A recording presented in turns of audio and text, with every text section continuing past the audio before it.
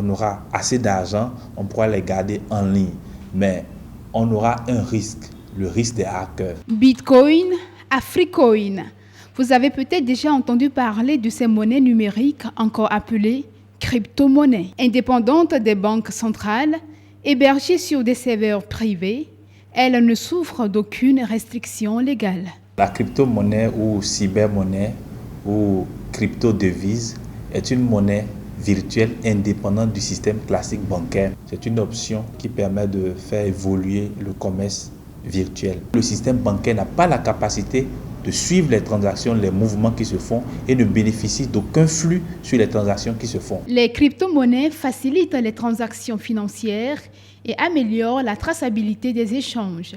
Elles pourraient ainsi représenter une chance pour l'Afrique. Dans d'autres pays, on accepte la crypto-monnaie pour les échanges. En France, lorsque un commerçant fait ses opérations, il a la possibilité d'accepter l'euro.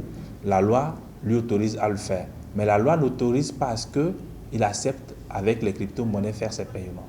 Vu le franc CFA que nous sommes en train de décrier, on peut créer une crypto-monnaie pour contourner le système franc CFA.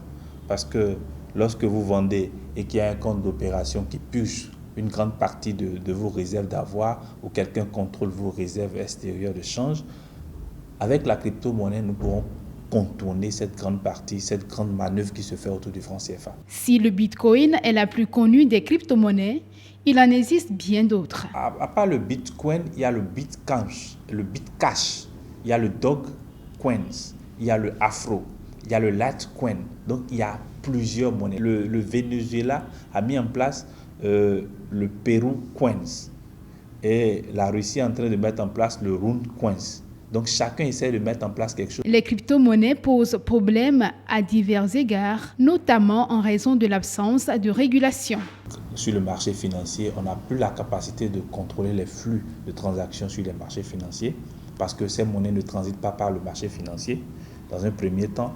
Secondo, ça ne permet pas à l'État de sécuriser les transactions qui se font pour éviter le terrorisme, parce que ça va beaucoup encourager le terrorisme et le blanchiment des capitaux. C'est ce qui a fait que la Tunisie a été retirée du marché européen en temps. Même si les courants ne s'entendent pas, elle est en train de se développer. Il y aura de grandes difficultés à ce que cela soit légalisé. Pour l'heure, les monnaies virtuelles gagnent du terrain. Affranchies des règles financières traditionnelles, elles constituent pour les particuliers le tremplin idéal de contournement des crises économiques.